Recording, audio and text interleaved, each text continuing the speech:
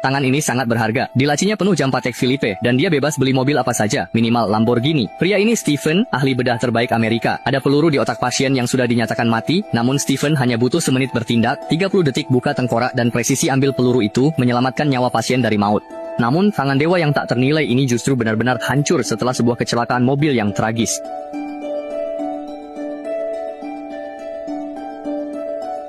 Ia selamat, namun kedua tangan andalannya kini lumpuh. Menatap tangannya yang penuh jarum dan urat putus, Stephen tahu ia takkan bisa memegang pisau bedah lagi. Seluruh pencapaian hidupnya hancur semalam. Ia mencoba berbagai cara, bahkan operasi berulang kali, namun tak ada yang berhasil. Saat hidupnya di titik terendah, sebuah laporan rehabilitasi menyalakan harapannya. Pria yang bermain basket itu dulu didiagnosis patah tulang total dan divonis takkan bisa berdiri lagi seumur hidup. Namun kini, pria itu justru bisa bergerak bebas dan lincah, benar-benar seperti sebuah keajaiban. Dari pria itu, Stephen tahu ia disembuhkan oleh penyihir misterius di kamar Taj Himalaya. Mendengar ada harapan sembuh, Stephen menghabiskan tabungannya untuk tiket ke Nepal. Namun setelah mencari berhari-hari, ia tetap menemui jalan buntu tanpa petunjuk sama sekali. Suatu hari, ia dikeroyok preman hingga babak belur. Tiba-tiba, pria berbaju hitam menyelamatkannya dan membawanya ke sebuah pintu tua. Orang itu bilang inilah tempat yang dicarinya, kamar Taj. Akhirnya, Stephen bertemu Ancient One, si penyihir agung. Dengan penuh harap, Stephen bertanya, "Apa Anda pernah menyembuhkan pasien yang lumpuh total?" Ancient One menjawab tenang, "Aku membimbing pikirannya untuk pulih. Inilah kekuatan penyembuhan jiwa." Stephen tertegun, "Omong kosong, aku korbankan segalanya ke sini, dan kau bicara soal jiwa." Ia menuduhnya penipu, namun Ancient One tak terganggu. Sekali tepuk, ia mengusir jiwa Stephen keluar tubuh. Saat jiwanya kembali, Stephen tetap tak percaya dan curiga tehnya dicampuri sesuatu. Lalu Ancient One menyentuh dahinya, mengirimnya ke dimensi lain. Setelah menempuh perjalanan yang sangat panjang dan melelahkan dengan melintasi berbagai dimensi di seluruh multisemesta, sosok Stephen yang tadinya begitu sombong dan angkuh itu pada akhirnya benar-benar merasa takluk dan tidak berdaya sama sekali. Meski melihat potensi Stephen, Ancient One tetap khawatir karena dulu ia kehilangan murid berbakatnya, Caecilius. Namun baru-baru ini, orang ini berkhianat. Ia membunuh pustakawan dan merobek halaman penting buku waktu demi memanggil Dormammu untuk kekuatan gelap. Meski dicegah Ancient One, ia tetap terlambat. Itulah sebabnya Ancient One enggan menerima Stephen. Namun berkat Mordo dan ketulusan Stephen, ia pun diterima. Tak disangka, di pelajaran pertama, sarjana angkuh ini langsung kehilangan muka. Untungnya, bimbingan Ancient One membuat sihir dan fisik Stephen berkembang pesat. Siang hari ia berlatih bela diri, malam hari jiwanya tekun belajar saat tubuhnya tidur. Benar-benar master manajemen waktu sejati. Saat senggang, ia menyelinap ke perpustakaan, membuka portal dan iseng mengganggu Pak Wang. Suatu hari, Stephen membuka buku waktu misterius lalu memakai mata Agamotto. Mengikuti petunjuk buku, ia membentuk segel tangan dan berhasil mengaktifkan kekuatan waktu. Saat mengarahkan lingkaran sihir ke iPhone, keajaiban pun terjadi. Apelnya cepat habis, tapi saat sihir waktu diputar balik, ia utuh lagi. Kalau begini terus, apelnya tak akan pernah habis kan? Melihat kehebatan sihir itu, Stephen mencoba memulihkan 2 halaman buku waktu curian Caecilius. Tapi barusan, Lirikan ke lingkaran sihir itu memicu instabilitas dimensi dan paradoks ruang. Untung Wong dan Mordo segera menghentikannya. Jika tidak, Stephen terjebak selamanya di lingkaran waktu. Dari mereka, Stephen tahu asal-usul kamar Taj. Demi menyegel Dormammu, Agamotto membangun 3 kuil di Hong Kong, New York, dan London, membentuk jaringan pelindung terkuat dunia. Tugas penyihir adalah menjaga kuil-kuil itu dari ancaman luar. Mendengar itu, Stephen tertawa, "Aku ini dokter, tugasku melindungi bumi, cari orang lain saja." Tiba-tiba, Caecilius muncul dan membunuh penjaga kuil London. Stephen pun dihantam keras hingga terlempar ke kuil New York. Penjaga di sana juga langsung tewas. Stephen mencoba melawan sebisanya, tapi dia hanyalah pemula yang kalah jumlah dan terpaksa kabur. Namun sihir gelap Caecilius membuat seluruh ruangan berputar hebat. Stephen pun memakai 2 artefak sihir untuk melawan, tapi sayangnya 1 artefak langsung hancur sebelum ia sempat menyerang. Tak lama, Stephen dipukul mundur dan tampak sangat kewalahan. Namun saat Caecilius bersiap menghabisinya, hal aneh pun terjadi. Ketika Stephen ditendang jatuh, jubahnya tetap mengikuti kemanapun ia pergi. Saat muncul kembali, ia menjadi Doctor Strange yang kita kenal. Awalnya dikira dengan jubah itu sihirnya bakal menguat, tapi dia tetap lemah bertarung. Untungnya, berkat petunjuk jubahnya, dia langsung melepas kunci mekanis di dinding dan melemparnya ke Caecilius.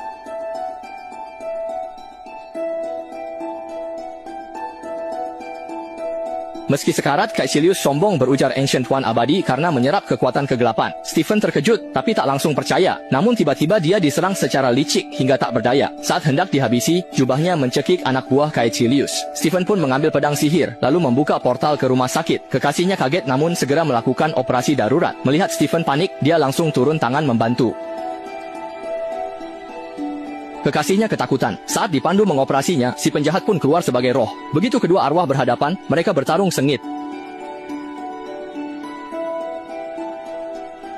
Mereka bertarung dari dalam ruangan keluar ruangan lalu dari luar kembali ke dalam. Karena terpengaruh oleh tubuh aslinya, Stephen di dunia nyata pun mulai kalah. Akhirnya ketika penjahat melancarkan tendangan berputar, jantung Stephen di dunia nyata pun berhenti berdetak. Dalam keadaan panik, pacarnya segera mengambil defibrillator untuk menyelamatkannya. Tak disangka, setelah kejutan listrik itu, jiwa Stephen tiba-tiba menjadi jauh lebih kuat. Seperti kobaran api yang membara, seketika membakar habis jiwa sang penjahat. Stephen pun berhasil selamat dari ambang kematian. Lalu, di bawah tatapan tenang pacarnya, ia kembali melangkah masuk ke dalam portal. Namun saat tiba di kuil, ternyata Caecilius sudah lebih dulu melarikan diri. Baru saja Stephen bertemu kembali dengan Mordo, Caecilius tiba-tiba kembali menyerang untuk menghancurkan kuil dengan kekuatan kegelapan. Untungnya, Stephen segera menggunakan ruang cermin sehingga dunia nyata tidak ikut hancur. Namun kekuatan Caecilius ternyata jauh di luar dugaan. Dengan sekali kibasan tangan, seluruh kuil langsung terlipat dan membuat seisi kota menjadi kacau balau. Mereka mencoba menggambar lingkaran untuk melarikan diri, tapi Caecilius tentu saja tidak membiarkan mereka pergi. Dengan satu gerakan tangan, ia mengubah struktur gravitasi hingga keduanya terjatuh keras ke atas mobil seorang kakek tua, tanpa sempat bereaksi. Sungguh lucu. Di bawah kendali sihir Caecilius, kota terbalik dan ruang jadi kacau. Jujur saja, ini membuat yang menonton pun pusing. Bagi penonton kacamata 3 dimensi, pasti bakal merasa trauma juga.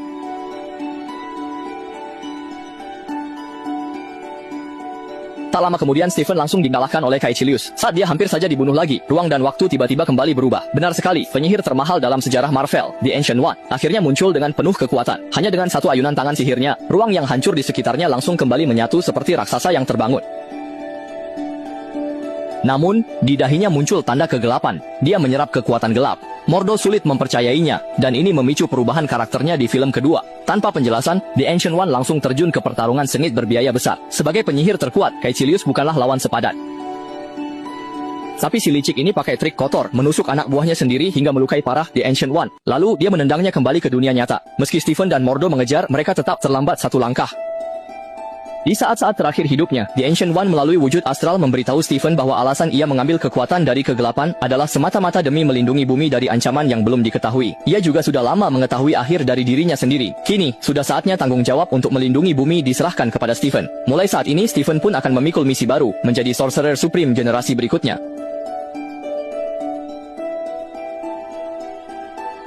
Pada saat yang sama, Caecilius juga tiba di Hong Kong melalui portal, berusaha menghancurkan satu-satunya sanctum yang tersisa. Meskipun Wong dengan cepat mengumpulkan semua penyihir untuk melawan, hasilnya sudah bisa ditebak.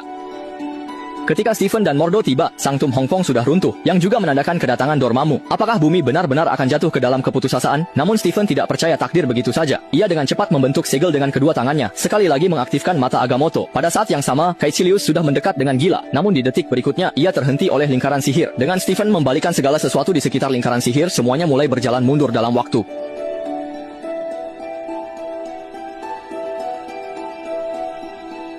Wong pun hidup kembali. Saat sanctum pulih, Caecilius yang bebas langsung menghantam tanah. Ketiganya terhempas dan lingkaran waktu hancur. Hancurkan. Hanya dalam sekejap, seluruh ruang di sekitarnya langsung terhenti. Melihat Dormammu masih terus menyerap energi dengan ganas, Stephen mengabaikan keberatan Mordo dan langsung terbang menuju kedalaman kegelapan itu. Semua orang mengira dia akan bergabung dengan Dormammu, padahal sebenarnya Stephen datang untuk bernegosiasi. Terlihat dia lebih dulu memasang lingkaran waktu pada dirinya sendiri, lalu langsung menemui Dormammu. Wahai penguasa Dormammu. Namun sebagai penguasa kosmik, Dormammu tidak akan pernah menganggapnya serius. Seberkas cahaya kosmik seketika mengubah Stephen menjadi debu. Namun di detik terakhir sebelum kematiannya, Stephen secara ajaib kembali ke titik putaran yang telah dia tetapkan sebelumnya. Dormammu merasakan ada sesuatu yang tidak beres begitu dia berbicara. Namun dia juga tidak terlalu memikirkannya. Keberadaan multi semesta memang melampaui waktu. Tetapi seiring Stephen terus-menerus hidup kembali dan dibunuh berulang kali, Dormammu mulai merasakan kegelisahan yang belum pernah ia alami sebelumnya. Karena dia adalah makhluk yang melampaui waktu. Mantra waktu sama sekali tidak berpengaruh padanya. Jika waktu berputar 10.000 kali, maka dia harus mengalaminya sendiri sebanyak 10.000 kali. Kecuali Stephen melepaskan mantra waktu itu. Akhirnya Dormammu benar-benar tidak tahan lagi dan terpaksa menerima tuntutan licik Stephen, berhenti berbuat jahat di bumi, serta berjanji seumur hidupnya tidak akan menyerang bumi. Saat pergi, ia membawa pengikutnya dan menyerap mereka. Sementara itu, Stephen memulihkan kuil dengan mantra waktu hingga dunia kembali damai. Namun Mordo yang kecewa pun pergi karena menganggap Stephen melanggar hukum waktu dan akan dihukum. Ketika ia muncul kembali, ia akan menjadi musuh besar bagi Camartage. Pada saat yang sama, kematian Ancient One menyebar dengan cepat ke seluruh multi semesta, layaknya api liar yang meluas. Sepertinya pertempuran sengit sudah tak terelakkan lagi.